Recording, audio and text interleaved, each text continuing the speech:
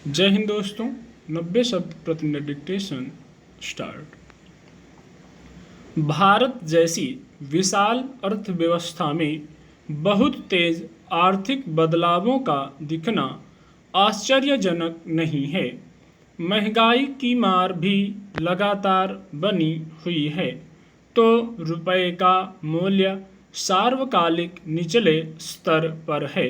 हालांकि वित्त मंत्री निर्मला सीतारमण का कहना है कि दुनिया की अन्य मुद्राओं की तुलना में अब भी रुपया बेहतर स्थिति में है।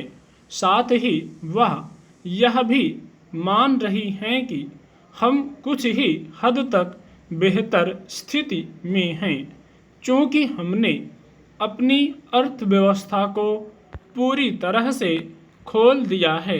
इसलिए वैश्विक अर्थव्यवस्था का असर यहाँ आए दिन होता है।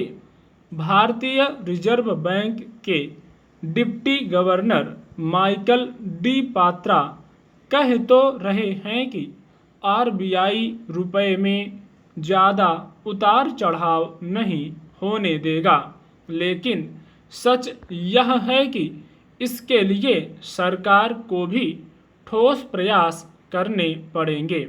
रुपया पहली बार 79 के पार पहुंचा है, तो यह कोई प्रशंसनीय बात नहीं है। इस गिरावट के बारे में समग्रता में सोचना चाहिए। शायद हमारी अर्थव्यवस्था बुनियादी रूप से मजबूत होती तो रुपया यूं लगातार ना गिरता। शेयर बाजार या अर्थव्यवस्था में अगर थोड़ा भी सुधार दिखता है तो जल्दी ही कोई गिरावट मुंह चिढ़ाने लगती है। वित्त मंत्रालय को यह ध्यान रखना होगा कि जो भी आर्थिक सुधार हो रहे हैं वे जनता के अनुरूप होने चाहिए। आज से देश में भुगतान संबंधी कुछ नियम बदल जाएंगे ताकि लेन देन या कर भुगतान में बेईमानी ना हो। आधार पैन को लिंक करने के लिए कड़ाई, क्रिप्टो करेंसी पर टीडीएस, ऑनलाइन भुगतान के लिए टोकन व्यवस्था, उपहार पर 10% टीडीएस की व्यवस्था शुरू हो गई। जीएसटी में भी कर वसूली का विस्तार किया गया है। अनेक जरूरी उत्पादों एवं सेवाओं पर कर लगाया या बढ़ाया गया है। सरकार का ध्यान कर वसूली पर है और होना भी चाहिए, पर जहां बेईमानों को दंडित किया जाना चाहिए, वहीं ईमानदारों को प्रोत्साहित करने की क्या व्यवस्था है।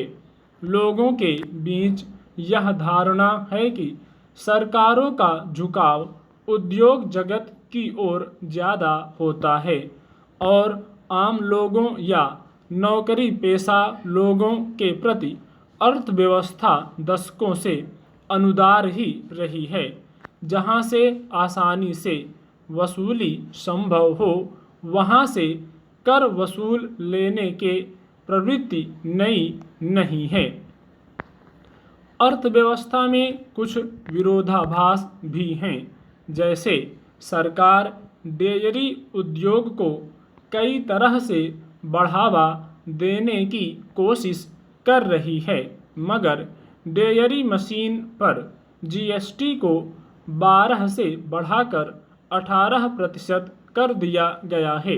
नीतियों में स्पष्टता से अर्थव्यवस्था को बल मिलता है।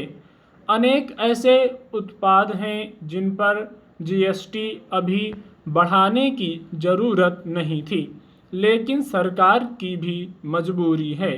उसने तेल के मद में राजस्व से कुछ समझौता किया है, तो वह कहीं ना कहीं से भरपाई करेगी।